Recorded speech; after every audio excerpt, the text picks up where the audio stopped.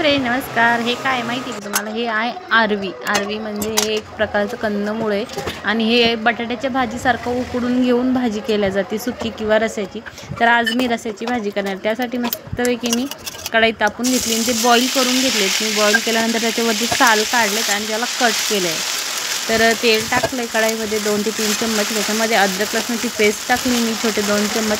त्याच्यानंतर त्याच्यामध्ये हळद, मिरची पावडर आणि कांदा लसूण मसाला टाकला। तो छान तेल सुटेपर्यंत परतून घेतला। त्यानंतर मी एक मसाला तयार केला होता, तो म्हणजे की फक्त कांदा, तीळ आणि खोबरं याचं मी भाजून मसाला तयार केला होता। तो मिक्सरला छान बारीक करून घेतला।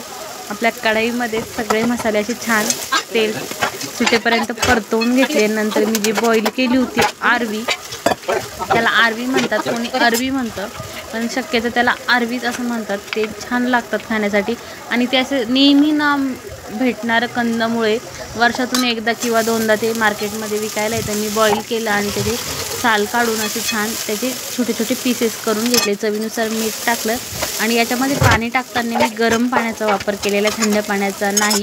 कढईमध्ये थोडंसं तळलेलं तेल होतं, ते सुद्धा टाकून दिलं इकडे तिकडे पडल्यापेक्षा।